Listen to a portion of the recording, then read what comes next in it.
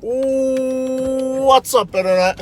Cory Zamier here, collecting with Cory. We are heading down to the Orange/Milford area. Gonna hit at least 3 thrift stores, possibly 2 retro video game stores. I'm not sure if they're gonna be open. We're gonna hit some retail stores also, just because the 3 thrift stores we're hitting open up at odd times. 9 o'clock, 10 o'clock, and 11 o'clock. So we're going to have to hit some other stuff in between, most likely, to not waste any time down there just sitting outside of a thrift store waiting. But I wanted to answer a question that I had in a couple of my videos, most recently yesterday's video, or the day before, I guess, by the time you see this. Someone was asking me what kind of scanner I use for scanning books, and I use an Yo-Yo scanner.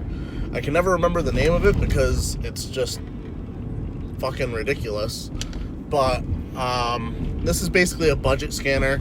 There are better options out there, obviously. I think this one was maybe $40 or $50, maybe $60 at most, and I believe the differences between the scanners is mostly the strength of the infrared light that it uses, the strength of that, and also the speed at which it can scan.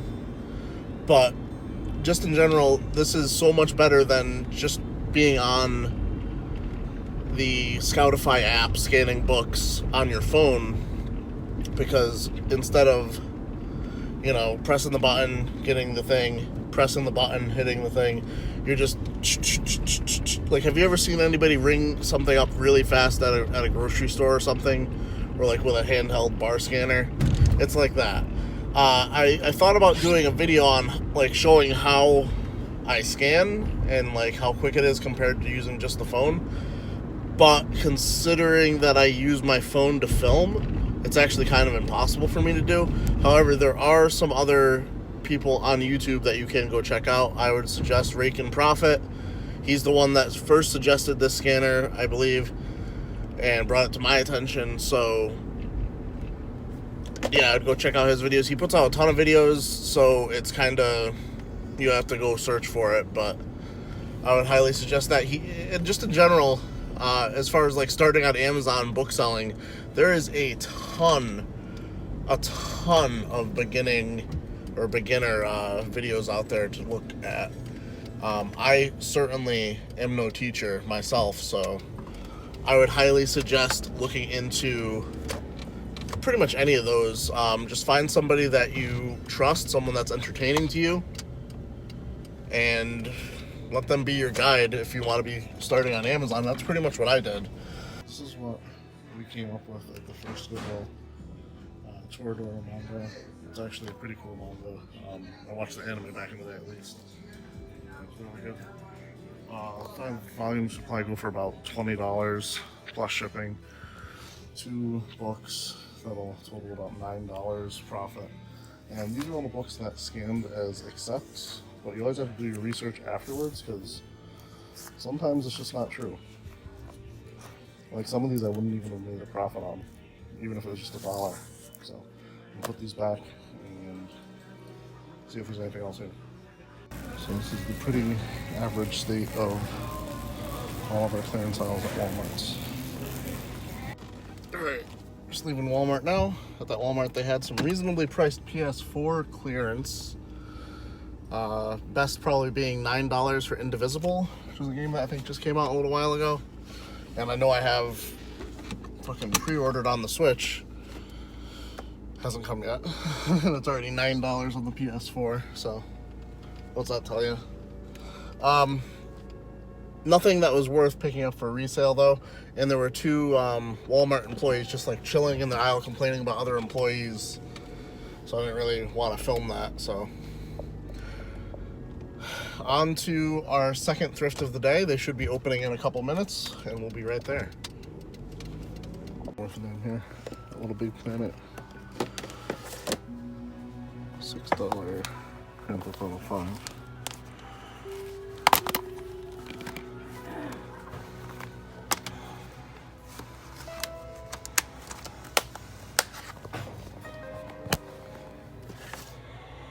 And 16 Paradise. I feel like it's been remastered 3 times.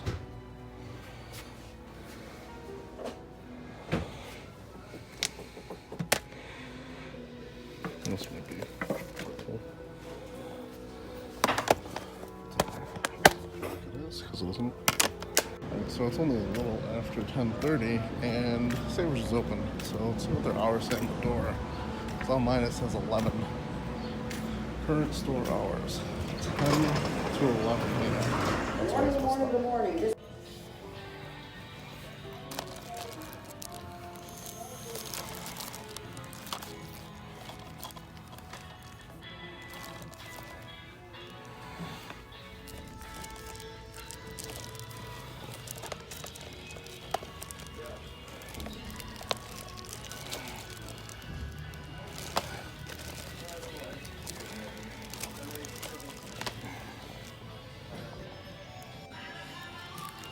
So far, this is the only worthwhile find. This one alone, the one on top there, the TDK 8 mm, 8mm, whatever it is, MP. That one goes for like $9 on Amazon, and it's only $1.49 for the whole bag. So, what's this? What's this? What's this? Rowlet. We'll check this out. Oh, it's resealed.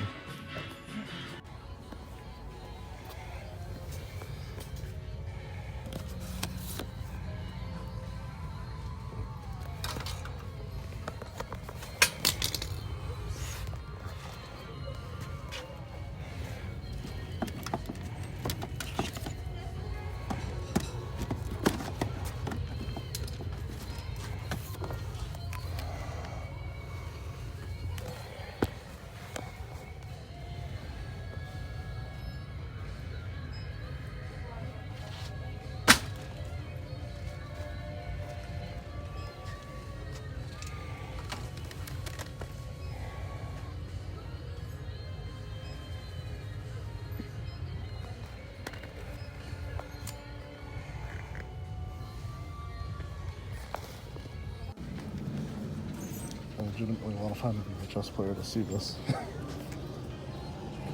In search of the Dungeon Master. So as you can see here, we picked up a Ps3 Slim for $40 at our Goodwill. And I'm using one of the, well, I'm hoping this works. It's one of the 6-axis controllers I got a while ago that I actually listed up for parts. See if this system is working. Alright, let me do some checking around and we'll report back. Alright, it looks like we have ourselves a fully functioning PS3 for the collection, actually. As you can see down here, I definitely don't have any room for it to be set up. Well, actually I can put it on the floor next to the Xbox. The Xbox got pushed back way down there. So I might do that. I don't actually have a PS3 collection, but I'm always eyeing like random PS3 RPGs because that's when they started like popping off with a lot of random JRPGs. Once again, like all the Hyperdimension, Neptunia, all the NIS America. Atlas had a, well, maybe not Atlas, but NIS America. Xseed probably had a whole bunch of them, and I'm always on eBay thinking about picking them up. I don't have a working PS3, but now I do. I was actually supposed to get a PS3 in a Craigslist deal maybe a week ago, but it was like one of those deals where he told me what he had, we agreed on a price, and then the day before he decided to keep one of the games that happened to be worth like $30. And it didn't make sense because, like, why are you getting rid of your PS3, but you're going to keep this one game when theoretically you don't have a PS3 anymore? It's just that you probably figured out the price of the game, so you decided to screw up the deal a little bit. But it's whatever. I got this for $40. If I was going to sell it, it could go for about $70 to $80, so it's still worth it. Not a special edition. I would like to get one eventually. I don't really know what there is for PS3 special editions, to be honest. I just happened to get the Super Slim model when it came out. because I wanted to get Last of Us when it released, and I barely played that game. But the white model started going yellow, and when I actually went to test it before I sold it, it wasn't even working properly. So just from sitting on my shelf barely being played, somehow my white super slim PS3 like went to shit. So happy to have a PS3 again. Gonna go over what I sold today on eBay, and we're gonna call it a day. Alright, let's finish off today with what sold on eBay. First up, actually the total of everything that we're going to be shipping out is $408, which is a pretty good day, especially compared to yesterday, or the last time I did this. I'm not sure if that was yesterday. We sold 8 items, some of the higher ticket items I have right now. This is actually the PSP that we got at the Manchester Goodwill opening. Picked this up for $15. System's in there. I'm actually going to package it a lot better than this. I just had it stored this way. Sold this for $88.88 shipped.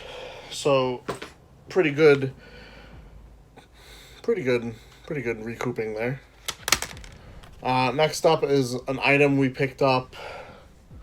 I think it was before the day today began, but this is Sakurai. It's an anime about boobs.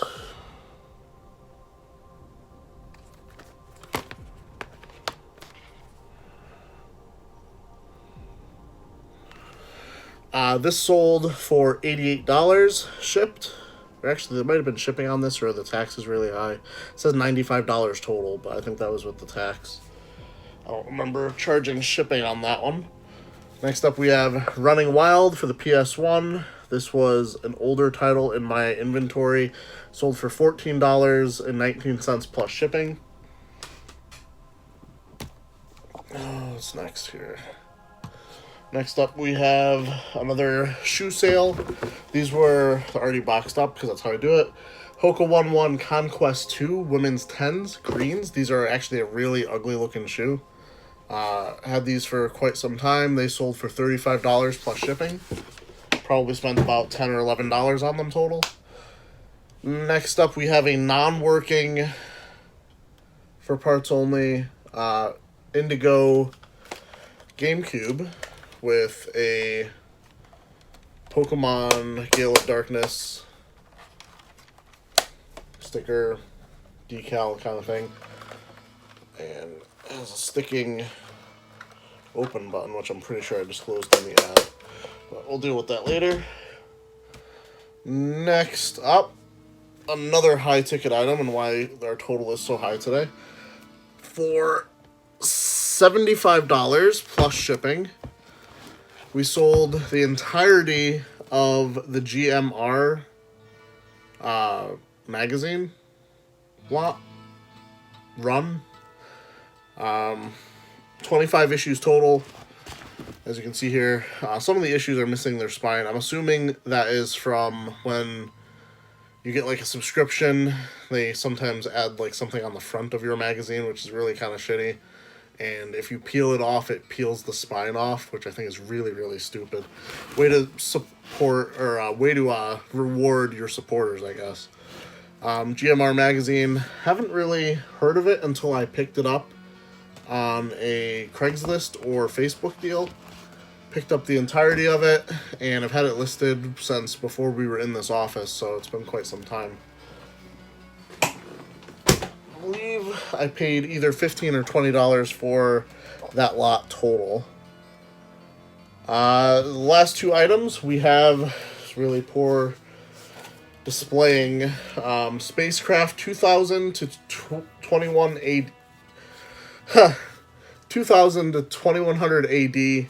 It's basically a science fiction book. I don't really want to mess with it because the spine is really messed up, and I sold it in really bad condition.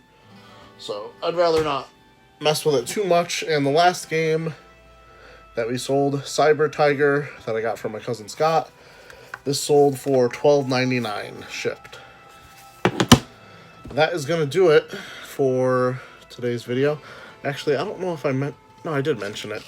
This is the coolest thing I found today. I don't know why I'm so hyped about this. I'm actually going to be playing D&D tonight, and just finding this at the thrift store today was just really cool. Let me read the synopsis for you on the back, just because I'm never going to be able to watch this. I'm not going to have a VHS player ever again in my life, likely. 6 young friends are trapped in a world where dragons, demons, wizards, and sorcerers are real. A mystical realm where the forces of good and evil struggle for supremacy.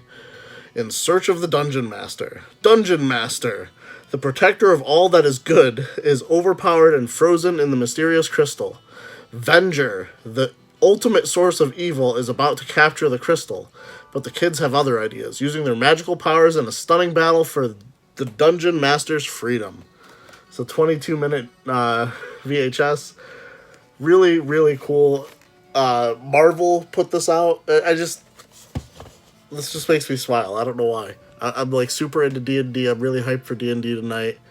Let me know if there's if you have like a favorite day of the week because of something you're doing.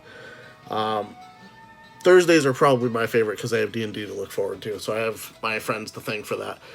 Like the video, subscribe if you're new, and as always, keep it real, Internet.